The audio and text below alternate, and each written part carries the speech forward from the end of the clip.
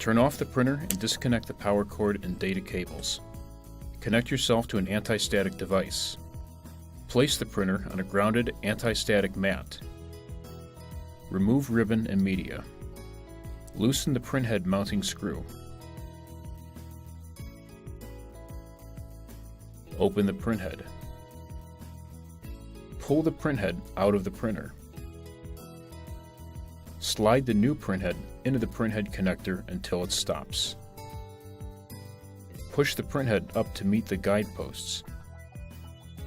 Close the printhead. Tighten the printhead mounting screw.